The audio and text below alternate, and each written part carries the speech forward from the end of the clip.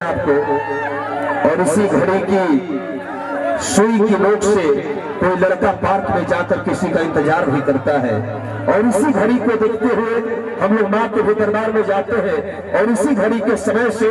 मुन्ना मोहित की कलम चलती है, और इसी घड़ी के समय से ब्रजेश सिंह का एक अलग कारना खड़ा होता है, और इसी घड़ी के समय से हेठिया में होली मिलन का ये शानदार कार्यक्रम आयोजन होता है। वो सबसे बड़ा सम्मान ये घड़ी हम लोग आपको दे रहे हैं, इसको बचा के रखिएगा, और देना होगा तो अपने अच्छे आदमी को दे दीजिएगा जो आपके दिल के करीब रहती हो, क्योंकि ये दो दिलों की मिलाने वाली चीज है। टिक टक बजेगी तो लगेगा चंदन, हाँ थोड़ा सा इधर से व्यवस्था बनाए रखना है, व्यवस्था गड़बड़ाएगा। और ये गुलाल चंदन बाबू के बहुत अच्छा, हाँ बिल्कुल, समय से बड़ा कुछ नहीं भैया, और समय का महत्व हुआ तब न टेस्ट घटाकर T20 कर दिया गया। अब आइए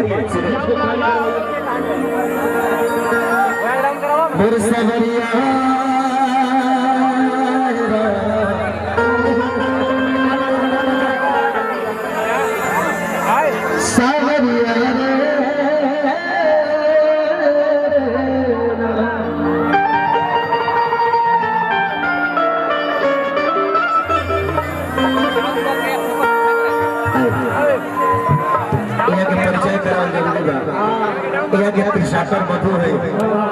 कौन भैया के बहुत सारा आप सब देखो थापरी बजा के इनको स्वागत है। हमारे बनी पंचायत के भावी मुखिया रामविलास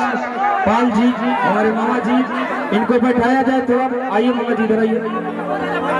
बनी पंचायत के भावी मुखिया हैं और बहुत प्यार बराबर दिल्ली में हम लोग कार्यक्रम करने के लिए जाते हैं।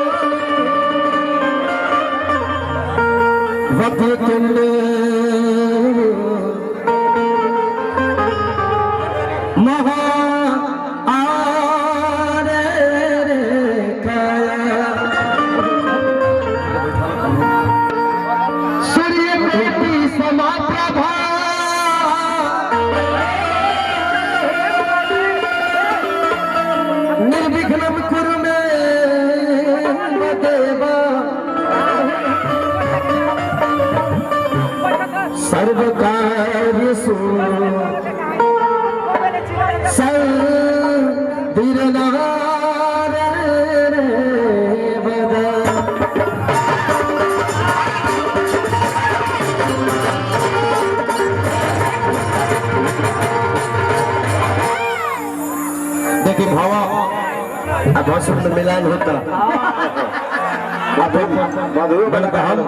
छोट भाई तो भसुरे न लगल भैया हम लगाओ पहले रहना होलिया का इतना लगाई ना कभी गणपति जी महाराज खिसिया जी सामने के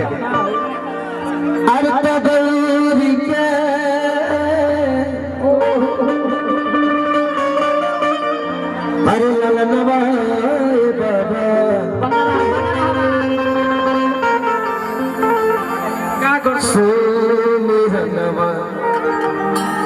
हर करी तो नदाव पंचायत के मुखिया हमारे मुन्ना भैया के प्रणाम। हर सुमिरनवा करी तो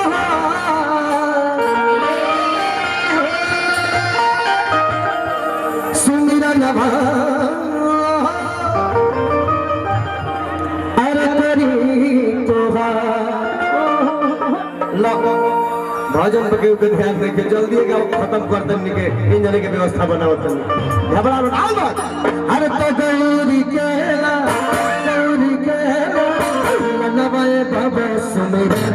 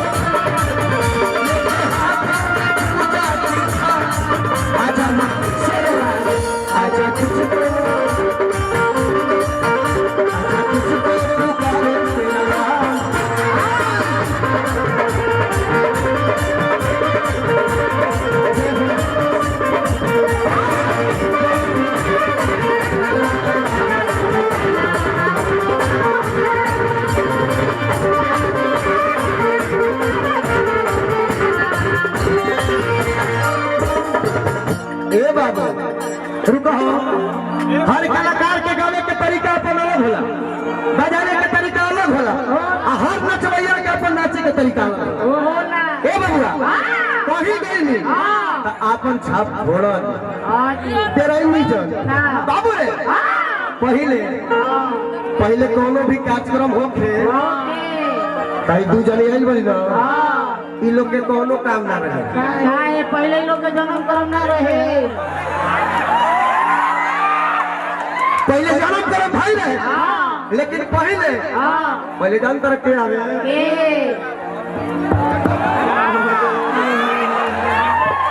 पहले किन्ने समाज के लोग आवे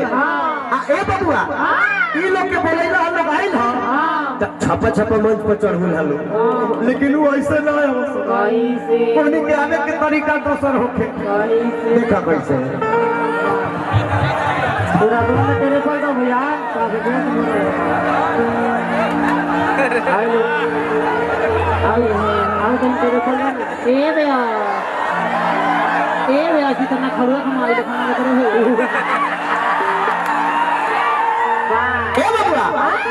वो कैसे हो सब हम धोते के पहले होगा मच्छर ना जाओगे मैं तो हम चल अरे हाय बड़े हो ना देखा लो आ उ जब भी आवे सब तौनी के साड़ी कबे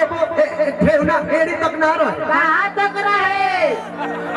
उनके साड़ी ठेहुना तक रहे ठेहुना तक ना रहे पहले कंपनी वैसे निकालते रहे आधा कट्टी कट ए बबुआ आवश्यक पैसे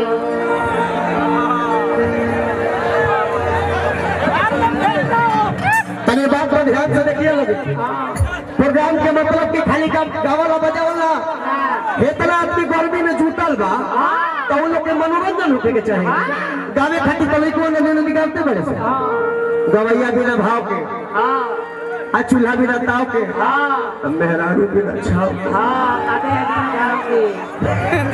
बड़ा बेकार बा आना से तो कैसे आवत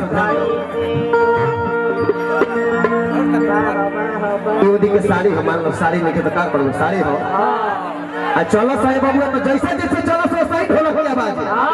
आ बाजे कैसे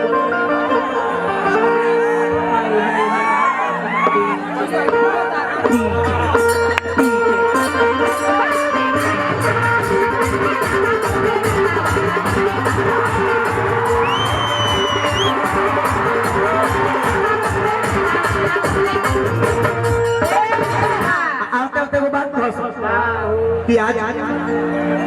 इस हेठुआ के धरती पे जिन शुक्रगुजार ने हमें यहाँ बुलवाया है हमारे बरजेश भैया हमारे शशि भैया लहे लहे दिल से तहे तहे दिल से छोटे छोटे दिल से कोमल कोमल दिल से हाला जन कर जा हाला जन स्टार लगाई तो हाला करिए लो हमार प्रोग्राम खाली देखा लो निक लगी तो बीच में खाली बैटरी हमारे चार्ज कर दिया जाए ए बबुआ आप कह सकी आज जिन शुक्रगुजार ने हमें यहाँ बुलवाया है टेंट पंडाल लगवाया है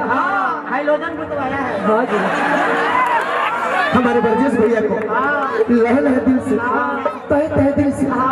कोमल कोमल दिल से शुक्रिया अदा करते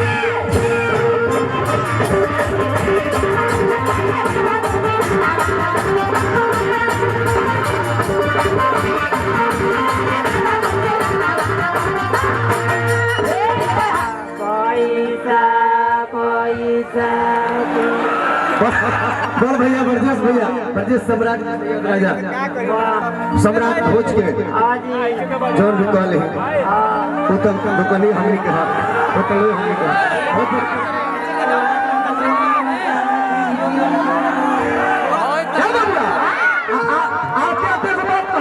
आपके बात कह राजा जय भाई हाला बोलना आता तो बात कह से बबुआ गाना कैसे गावो सो हर तमन्ना जाकी पार्वती हर पिता महादेवा अलगुअन के भोग लगे संत को करे से कि भोजपुरी गौनई में मुर्गी के अपने हिंदू समाज में चुरकी के घर में भुरकी के हाँ जी घर में भुरकी के आ लहसुन के खेत में खुरपी के बड़ा महत्व है। ऐसे कहीं मुर्गी दिखा के आओ अब हर तो मत जाके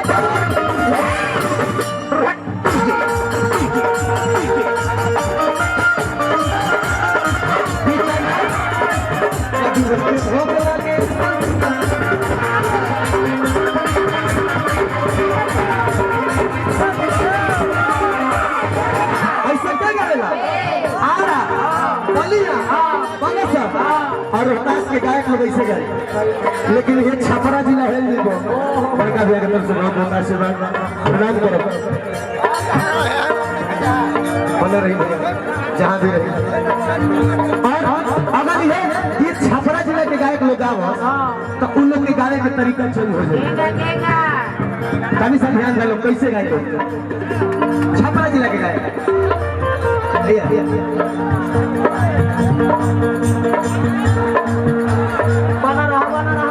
छपरा के जितना गायक हो लगा दुगो लगा लेना तू लोग के भाव हो कैसे गाई लो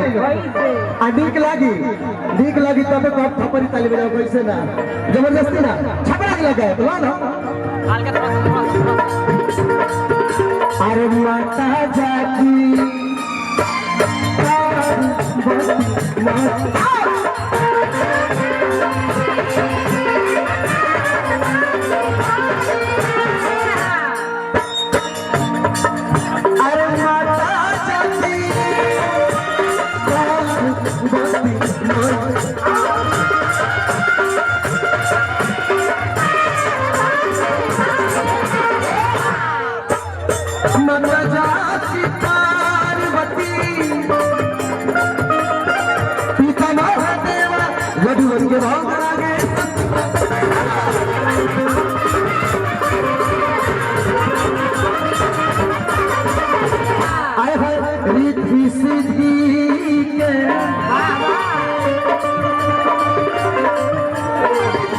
और पुरस्कार बहुत अहम बा काशी की भोजपुरी जगत के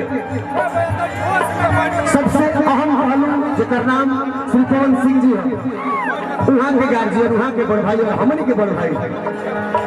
रानू भैया की तरफ से बहुत बहुत पुरस्कार बा। हमेशा पुरस्कार के बढ़वा कर रखे हैं कुछ भैया आए है गौरी के